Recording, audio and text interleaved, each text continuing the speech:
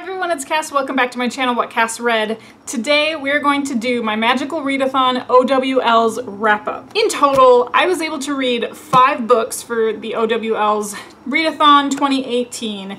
And the thing about the O.W.L.s is you have to pass your O.W.L. examinations if you want to participate in the Newt Nearly Exhausting Wizarding Test examination in that subject. I was going for my Auror examination. So you needed to read Defense Against the Dark Arts, Potions, Herbology, questionable on the Herbology, Charms, and what's the other one? Defense Against the Dark Arts, Potions. Ooh, Transfiguration, that's the one. I did end up finishing all 5 of those, which gave me a grade of outstanding on the readathon. Yay! And then there's one that I'm just not gonna be able to finish by the end of the day today. I'm gonna show you what that book is, and let's get to it. The first book that I did end up finishing was The Final Empire, written by Brandon Sanderson. This is book 1 in the Mistborn trilogy.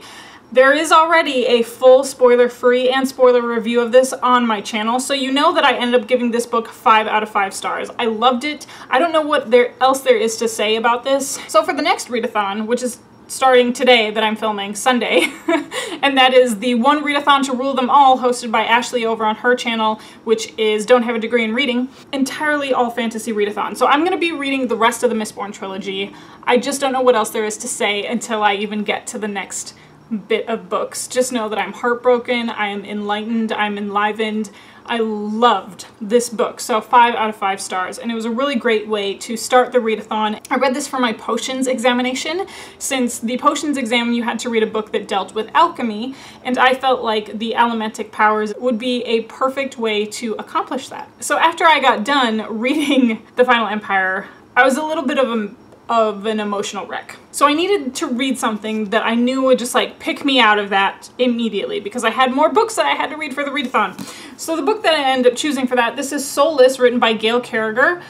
This is book number 1 in the Parasol Protectorate. This follows Alexia Terabati, who is a woman living in the Victorian era in London. She is a socialite. She's been marked as a spinster for the rest of her life because she's at the ancient age of 26 and she has no real male suitors. She is also a woman who was born without a soul, and there are vampires and werewolves that live in London, and they're a part of everyday high society. This book was so funny. I loved every single bit of it, and if you saw my haul and if you saw my auto-buy authors for the last BookTube SFF Babbles video that I did, you'll know that I went a little bit crazy and I bought the rest of the Parasol Protectorate series because I enjoyed it that much. So I did end up giving this book 4 out of 5 stars. It was just funny. The humor in here is quick, sharp, smart, funny humor. And there's a character in here, Lord Akeldama. I always mix up the name. I always say Adokama. No, it's Akeldama. Lord Akeldama,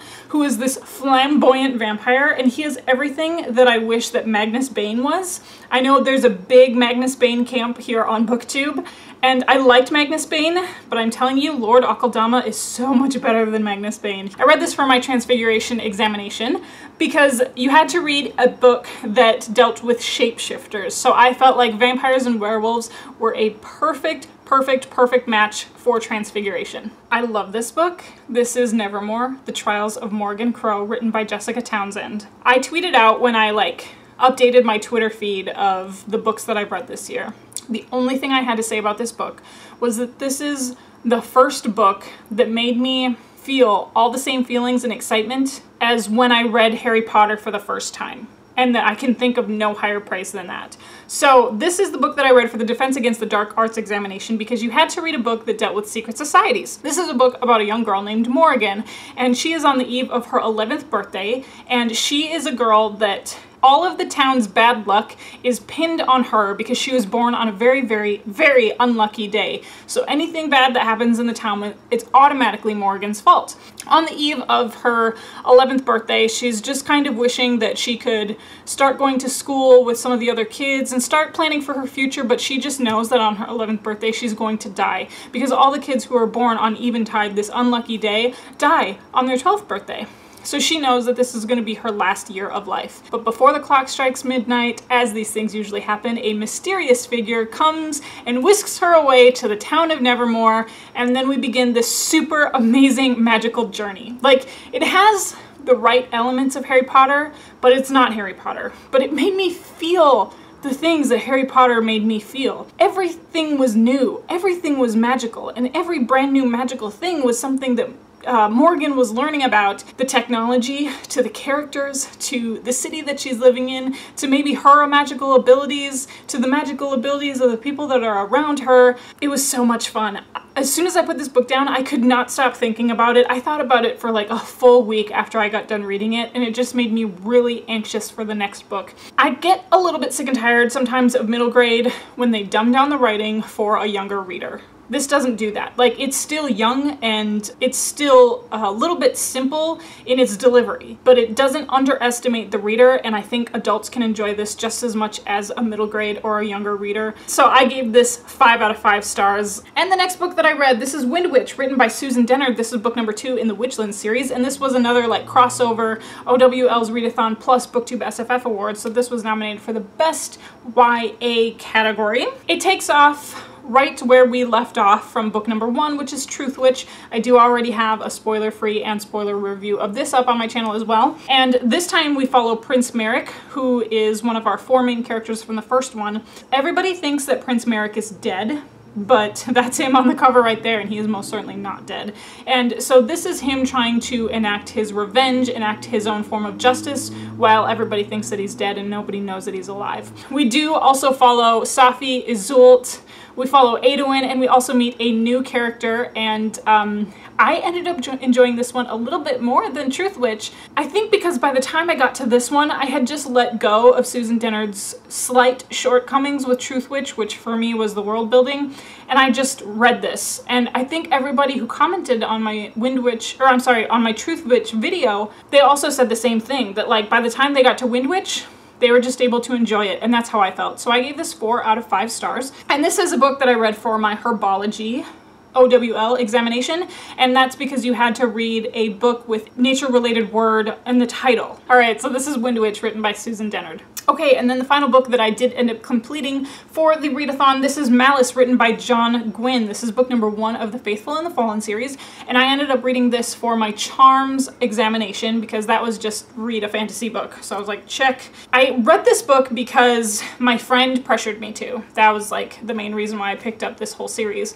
He was like, you have to read the Faithful and the Fallen series, and then he would always poke me and bug me, have you read Malice yet? Have you read Malice yet? So I read Malice, and I did like it. But I am telling you, it took me 400 pages to decide that, okay, now something is really happening. It's a multiple person POV fantasy. It does fall prey to several well-known and recognizable fantasy tropes, which isn't necessarily a bad thing, but it is also a little bit predictable in that way. There is a young boy character, there is a prince character, there are several warriors that we follow, there's like that old mentor trope, the young girl sister who wants to learn how to fight and become a warrior trope, and it's all enjoyable things, it's all good things. The main thing is, like I said, it took me 400 pages to get to finally like what this book was about.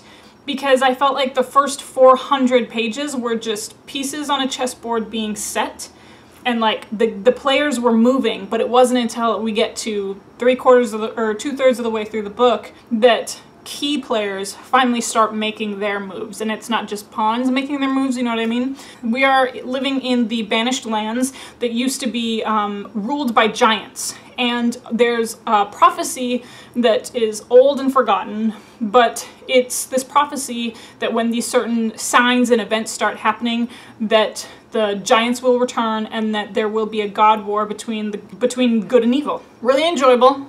I gave it 3.5 out of 5 stars. I do look forward to what our next installment in the book in the series is going to be, and that's called Valor. I don't know when I'll begin that, but I mean, the ending was worth my time. The ending was worth my time. It just took a little bit to get there. So if you're a casual fantasy reader, I'm not going to say, yes, go and read Malice. Like, I think you have to be in the mood for some high epic fantasy for this to be your jam. basically.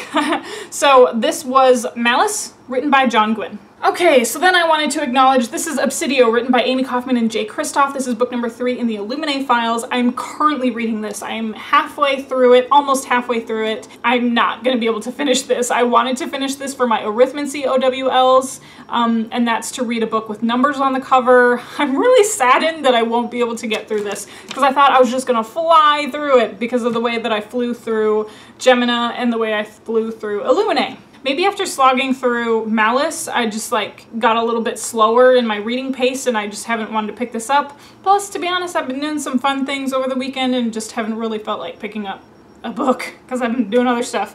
I will say though that right now, as of like 200 and some pages in, this is only about a 3-star read for me. Like Illuminae was a 5-star, Gemina was a 4-star. Right now this is kind of hitting that 3-star stride. Maybe the second half it will pick up. I'm positive it will just by the pattern of Illuminae and Gemina that it'll probably pick up.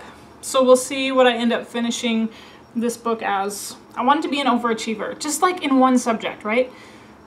It's okay. I finished 5 examinations, which makes me still able to move on to become an Auror, and that was goal number 1. Okay, everyone, so that was my wrap-up. That completes my wrap-up for the O.W.L.s Marathon, the Magical Readathon, hosted by Book Roast. Please, please, please, please give me some updates in the comment section below. I know so many of you have also been participating in this readathon. There were just a ton of people that were so excited about this readathon, so please let me know your progress. Which ones did you end up finishing? Which ones did you end up liking? Overall, I had a really positive reading experience. We had 5s, 4s, 1 3.5. Like, it was overall a very, very, very good readathon for me. And now I'm ready to move on to the one readathon to rule them all. All right, everyone, so thank you so much for joining me. Twitter, Instagram, @WhatCastRead, same as this channel. And you know how these videos end. I'll talk to you later. Bye.